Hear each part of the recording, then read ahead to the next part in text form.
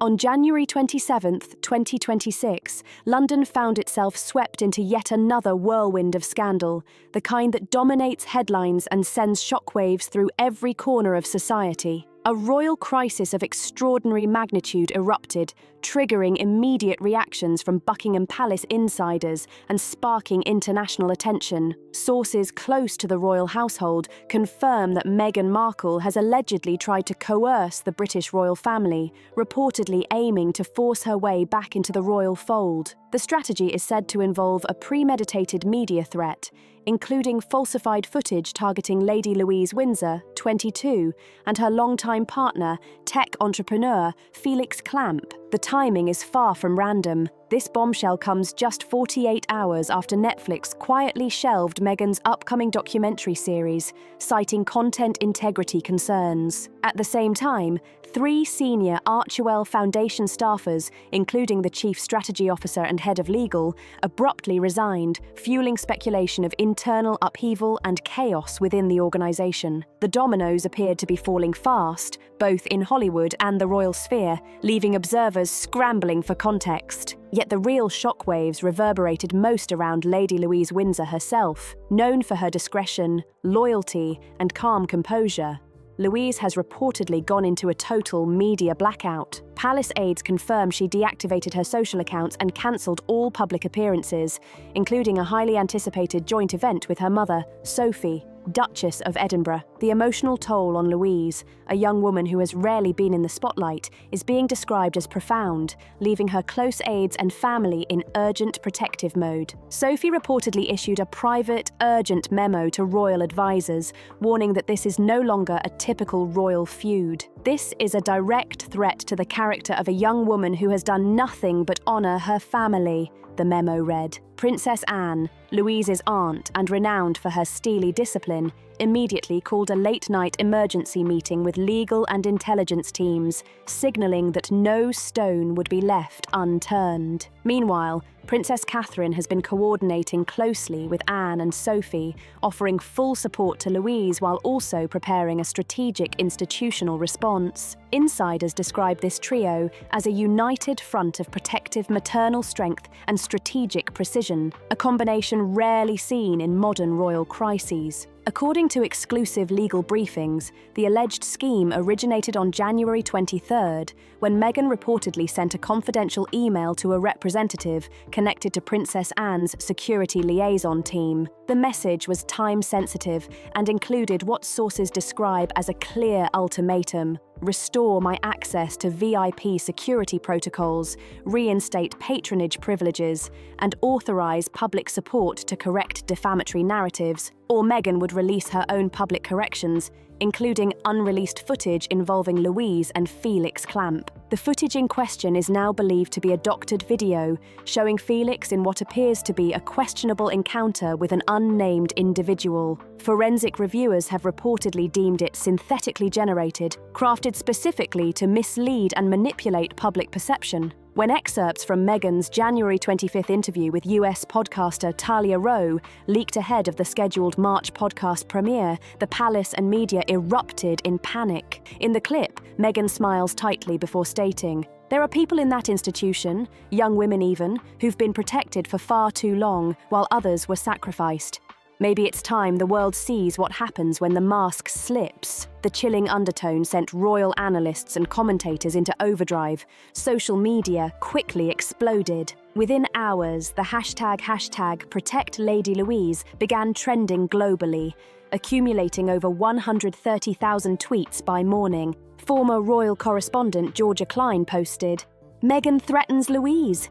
This is no longer about Meghan versus the firm, it's a targeted smear campaign." The palace and public alike were forced to confront what many are calling a strategic and deeply personal media attack against a young royal. Sources close to Archewell describe Meghan as desperate for relevance, with brand deals wavering and public sentiment turning sharply against her. A recent New Yorker article, "The Sussex Collapse, Power, PR, and the Fall of a Duchess," alleged that a major Spotify deal fell through due to concerns over narrative control. Meanwhile, Meghan's children's book project with Penguin Random House has reportedly been frozen, and her annual security expenses, estimated at over £9.4 million, have multiple unpaid invoices flagged across two California-based firms. UK security analyst Philip Wesson summed up the situation bluntly. She's boxed into a corner. When influence fades, leverage becomes the weapon. In response,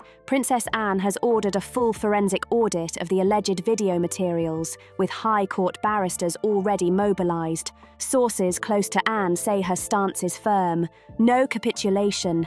If this footage is released, we will pursue full civil and criminal action globally if necessary. Duchess Sophie has reportedly engaged private investigators to trace the origin of the doctored footage, while Princess Catherine is leading a reputational defence strategy to prevent false narratives from taking hold before the podcast airs. Meanwhile, Lady Louise, though shaken, remains resolute. She is currently receiving round-the-clock emotional support at Bagshot Park, with Sophie cancelling all personal engagements to remain by her daughter's side. The interview at the heart of the controversy, filmed January 25th at the Belvedere Hotel in Santa Monica, was intended as the centerpiece of Meghan's podcast relaunch, Reflections, supported by a $4.2 million production deal with Goldwire Studios. While originally planned for a March debut, early leaks have ignited a media frenzy. Insiders confirm that the 28-minute previewed segment was more than a casual conversation.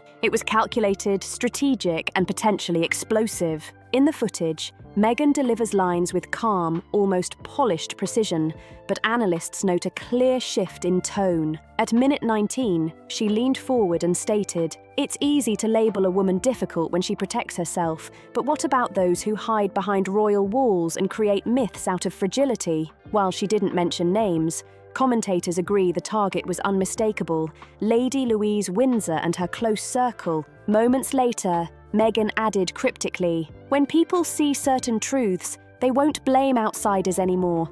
They'll ask why the silence was so well funded." Analysts interpret this as a veiled attack on Princess Anne and Duchess Sophie, accused indirectly of shielding reputations using institutional resources. Palace insiders confirm a forensic summary of the alleged video, reportedly codenamed Project Oak Ridge, shows Felix Clamp at an underground Berlin bar, but metadata and Jeeves evidence place him elsewhere at the time. Royal Counsel Sir Alaric Thorne has filed a preliminary injunction with the High Court's Privacy Division.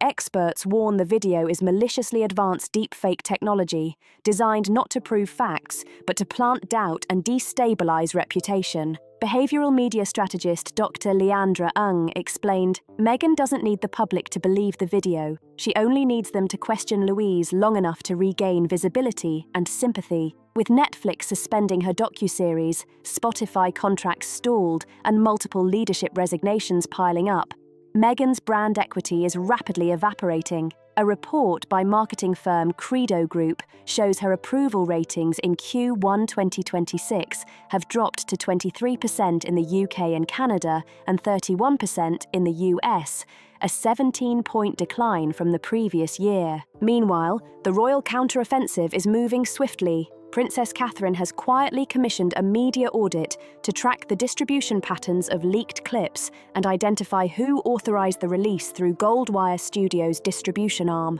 A private security firm specialising in media infiltration has also been contracted, signalling that the palace is leaving no stone unturned in defending both Louise and the institution. From the earliest hours of January 26, 2026, it was clear that Buckingham Palace was moving at full force to contain an escalating crisis. Princess Anne immediately coordinated with cyber forensics expert Dr. Irene Kandel to trace the origin server of the manipulated footage targeting Lady Louise Windsor and Felix Clamp. A rare public statement followed. The Princess Royal has zero tolerance for falsified reputational attacks. Any material deemed defamatory will face swift judicial action across jurisdictions if necessary. The message was crystal clear. Defamation would not stand, period. Meanwhile, Duchess Sophie abruptly paused her humanitarian tour in Ghana, rushing back to the UK to support her daughter. Royal press officers confirmed she held a 90-minute closed-door session with the Queen's Counsel on the morning of January 26th. Observers asked, "Why hasn't Meghan backed down?" The answer may lie buried in leaked contract clauses from Goldwire Studios and Archewell Audio, dated October 14, 2025. The clause reportedly demanded that a 4-episode podcast series must be delivered by March 15, 2026, with at least one episode dedicated to personal narrative reform. Failure to comply would trigger immediate clawbacks and reputational penalties up to $3.8 million. Translation: if Meghan doesn't deliver drama, she pays big. But insiders say her hesitation isn't financial. It's fear of palace retaliation. Meghan allegedly didn't anticipate the united, aggressive stance from Catherine, Anne, and Sophie. She is now trapped between contractual pressure and the palace's institutional firepower. By the morning of January 26th, headlines dominated global coverage. Meghan's reckless return to the throne ran in the Times. Vanity Fair: how the royals are quietly dismantling Meghan's narrative, one podcast at a time. The movement supporting Louise, dubbed #TeamLouise, had already spawned over 70,000 pieces of user-generated content across Instagram and TikTok, with creators rallying behind the young royal. As one social media commentator said, "This isn't about Meghan anymore. It's about a woman threatening a girl to save her collapsing brand." Backstage, Archewell PR began a careful campaign, highlighting curated images of Meghan with her children and emphasizing themes of healing, resilience, and personal truth. But insiders warn that behind these glossy thumbnails lies a woman allegedly backed into a corner legally, financially, and reputationally, willing to burn bridges with the monarchy to survive. At 7:45 a.m., King Charles III, still in his Balmoral wool robe, received an encrypted dispatch from the Royal Legal Advisory Group. The subject line: actionable evidence, potential malicious deepfake attempt by Duchess of Sussex. Charles summoned Lord Alistair Pembroke, President of the Privy Council, to Clarence House immediately. According to a source present, Charles reportedly said only one line before signing emergency directives: "This is no longer about Harry. This is institutional sabotage. Act accordingly." The internal brief, known as X42B, was prepared by a joint task force including the Royal Media Integrity Office, the Queen's Council on Digital Forensics, MI5, and the Psychological Threat Evaluation Unit. It outlined 5 major risks, from the deliberate use of deepfake media to targeted character assassination of Lady Louise, strategic release windows aligned with financial deadlines, manipulation of court sympathy to revive Sussex leverage, and monetization of slander under US podcast protections. The assessment concluded with a stark warning: the Duchess of Sussex may be engaging in coercive media warfare to extract leverage and public sympathy. In response, Charles reactivated Emerald Shield, a legacy palace protocol for containing reputational threats. The plan included royal image takedowns, cross-jurisdiction legal action, counter-narrative content production, and digital forensic tracing of all manipulated media. Clarence House also instructed legal teams to explore civil and criminal remedies against any distribution partners knowingly hosting maliciously altered content. Princess Anne reportedly led the digital integrity defense, and sources say Charles personally thanked her for foresight, recalling warnings she made months earlier about the risk of reputation hostage-taking by Meghan. Prince William, meanwhile, coordinated protective measures for Louise, Sophie, and other young royals who could become targets. According to insiders, William was calm but decisive, saying, "If she touches Louise, she forfeits all future negotiations." Behind the scenes, coordinated calls were made to Netflix Legal Affairs, Spotify Trust and Safety, Archewell's New York media agents, and even Goldman Sachs oversight teams regarding dormant Sussex charitable accounts. At least 3 US-based sponsors reportedly froze funds pending outcomes of the palace legal review. As one corporate insider explained, "We can't associate with reputational volatility. Meghan's risk profile just changed overnight." This wasn't just about Louise, it was about control and testing the monarchy's silence. Meghan had pushed, and King Charles, with a century-old crown behind him, had finally answered decisively. By early afternoon, a Royal Alert Code Trier 1C was issued, activating family emergency containment measures. Inside the Crimson Room at Windsor Castle, Charles authorised a closed-door summit with only one line of instruction: "Sophie will lead. Her daughter is under attack. Give her full latitude." The atmosphere was tense, emotionally charged, yet strategically cold. Sophie arrived directly from Bagshot Park with Louise, who was visibly pale, silent, and shielded from press exposure. Princess Catherine placed her hand on Sophie's, whispering, "You won't be alone. We fight as one." Sophie's voice, steady yet sharp, declared, "She's threatening my child. That isn't PR. That isn't podcast content. That is psychological warfare." At that precise hour, new waves of headlines began to dominate British and American media. The Mirror reported threats of leaked video alleging misconduct by Louise's boyfriend. The Times and The Telegraph prepared for digital warfare analysis. BuzzFeed and Rolling Stone quickly followed, confirming Meghan's upcoming March podcast would explore hidden patterns of institutional betrayal, including a previously unreleased, allegedly damaging video segment. Although Meghan's team refused to name Louise directly, the implications were unmistakable. Felix Clamp, 22, a quietly spoken British-Swiss art history graduate, long associated with Louise, became collateral in a digital smear. MI5 media tracing analysts confirmed the clip had been digitally manipulated, time-warped and enhanced by a third-party subcontractor formerly linked to Archwell Studios under a dissolved LLC. The discovery during the Windsor summit reportedly triggered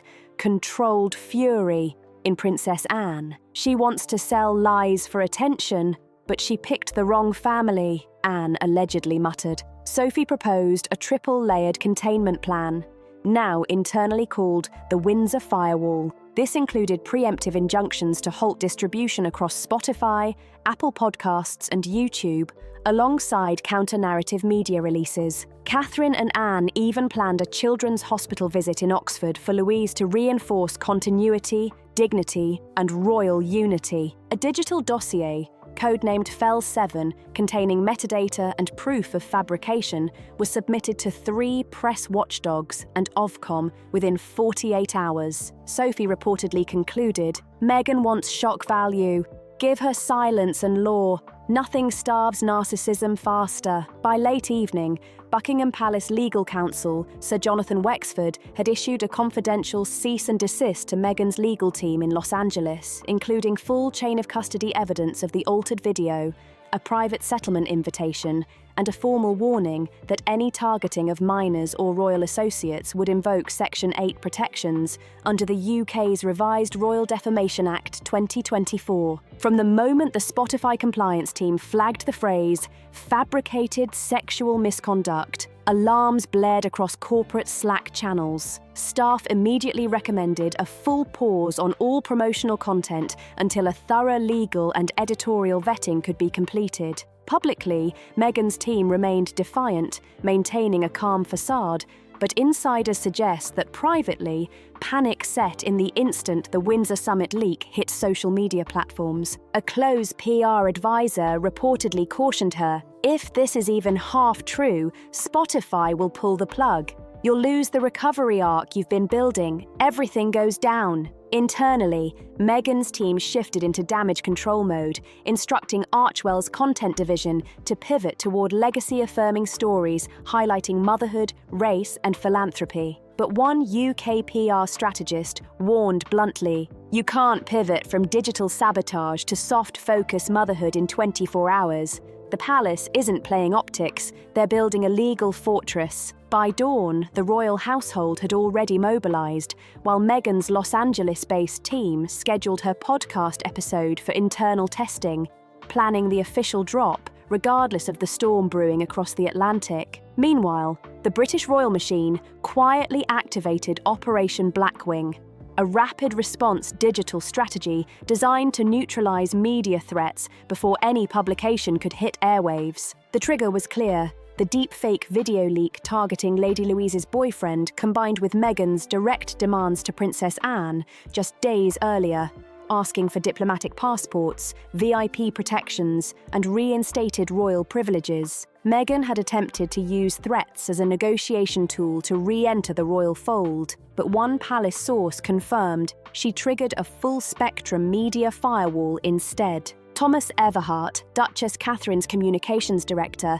orchestrated a small, elite network of verified digital influencers and royal family allies to preemptively shape the narrative online. By 800 GMT, key hashtags like #ProtectLouise, #RoyalIntegrity, #StayWithSophie, #DigitalDefamation, and #ProtectLouise now were trending in the UK and Canada. Leading commentators, Emily Thornwell at BBC, Hugo Caro at ITV, Nadine Phillips at The Telegraph, were circulating reports highlighting Meghan's upcoming podcast's potential inclusion of falsified material involving a royal family member. Across social media platforms, X, formerly Twitter, Reddit, TikTok, royal fans rapidly shared side-by-side comparisons of leaked footage and metadata inconsistencies. Analysts noted this was not a mere leak. It was a coordinated interception of Meghan's narrative, perfectly timed as online backlash accelerated.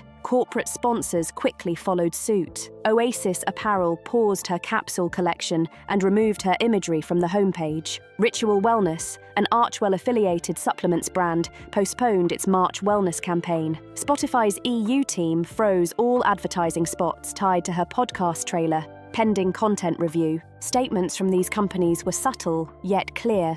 We cannot promote content with unresolved legal implications involving non-consenting public figures, especially minors or royal family members. At 11:45 GMT, Lady Louise Windsor, accompanied by Duchess Sophie and Princess Catherine, arrived at Oxford Royal Children's Hospital for a surprise public visit. Louise, in a soft blue coat, interacted warmly with paediatric cancer patients, spoke gently to families, and posed with Sophie and Catherine for photos that dominated UK media coverage within hours. The narrative had been reclaimed. Louise transformed from a target of scandal into a symbol of quiet royal strength and dignity. That evening, the Daily Mail ran a front-page headline: "Windsor stands united, shuts down smear campaign." By 1400 GMT, Kensington Palace issued a rare legal notification co-signed by 3 royal law firms and reviewed by GCHQ, warning that any broadcast of manipulated content tied to Lady Louise Windsor,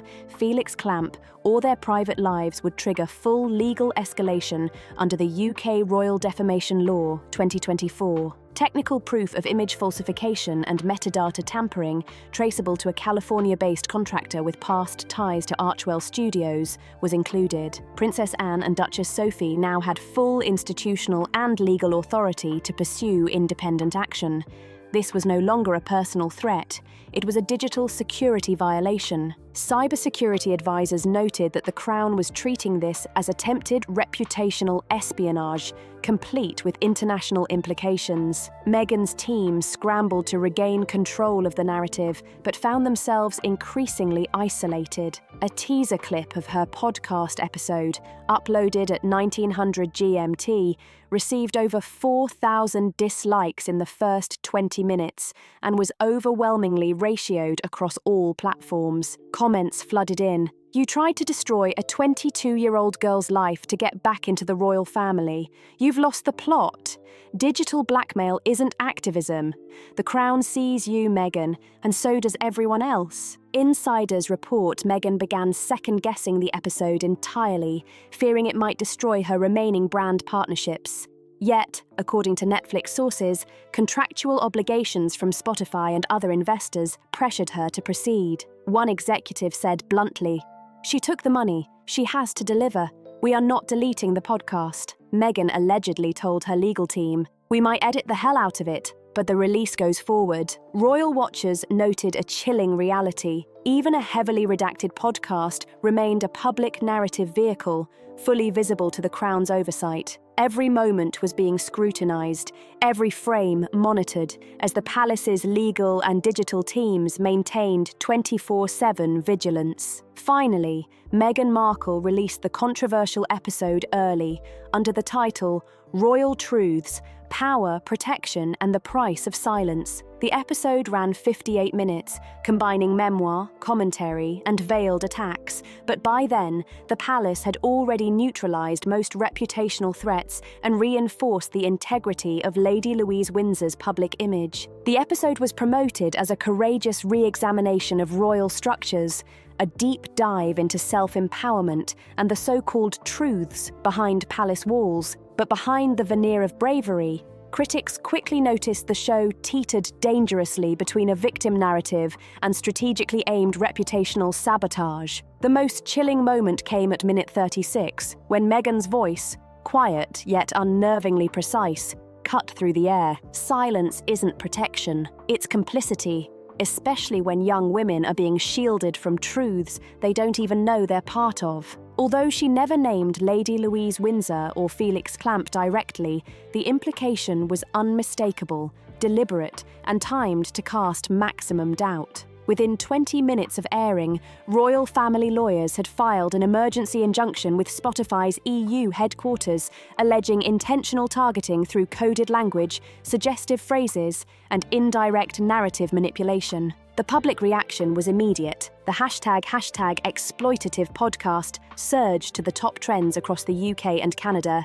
BBC, Sky News, and even international outlets like CNN and the Times of London issued alerts, noting the palace might pursue full legal redress over the content. Spotify's internal legal team called an emergency meeting to determine whether the episode breached contractual goodwill clauses or violated protections for public figures. Even more striking was the commentary flooding Meghan's podcast page. Listeners expressed outrage in unfiltered terms. Dragging a young woman's reputation through coded storytelling isn't journalism, it's a hit job. Why does Meghan imply without proof? She doesn't name names because if she did, she'd be sued into silence. Using someone else's life to save your brand, that's not empowerment, that's cruelty. By 700 hours, Greenwich Mean Time, a rare joint video address was released from Princess Anne and Princess Catherine, filmed inside the historic halls of Windsor Castle. The two stood shoulder to shoulder,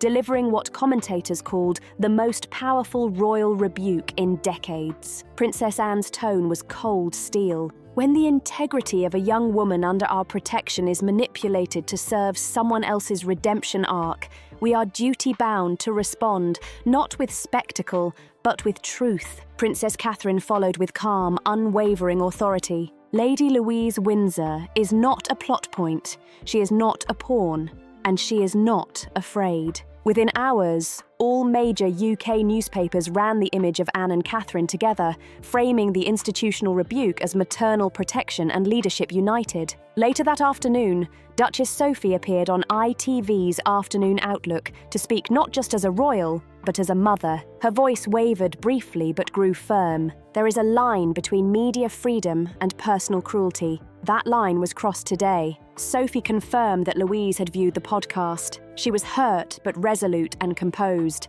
and Sophie emphasised that the family remained fully united behind her. Her closing line struck a chord with viewers. You don't become a royal by marrying one. You become a royal by defending one. At 16:45 GMT, Buckingham Palace released a forensic report conducted by a top-tier digital media lab in Brussels. The analysis confirmed the alleged video of Felix Clamp was 99.2% likely a deepfake, constructed using altered footage from a 2024 charity gala. The audio track had been synthesized using AI voice cloning, while metadata showed manipulation dated January 22, 2026, just 3 days before Meghan's initial request to Princess Anne.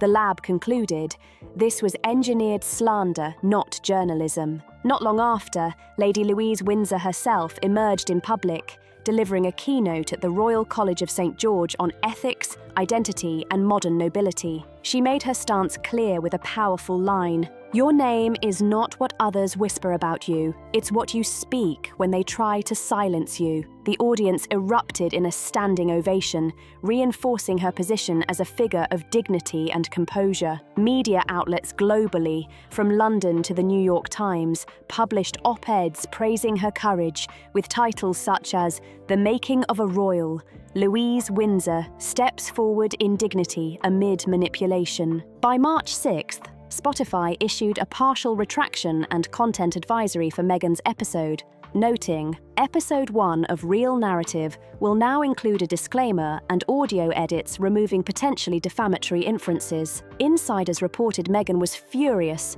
but legally bound by the contractual clause, and was now reviewing her multi-show agreements with renewed caution. A producer remarked off the record, "She played the royal card one too many times, and now she finds the deck was rigged against her." Despite the blow to Meghan's brand, the palace's most enduring move became clear. Lady Louise Windsor will receive her first full-time royal patronage, focusing on youth media ethics and digital security.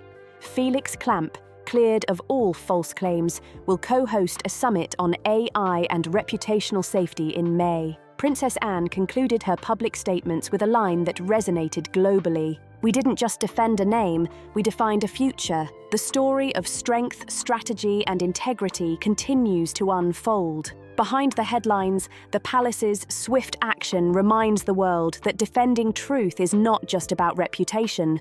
It's about legacy, duty, and the protection of the next generation of royals. If you want to stay updated on every shocking royal twist, behind-the-scenes strategy, and the full story of Lady Louise Windsor's rise, hit like, leave a comment, and subscribe, because this saga is far from over.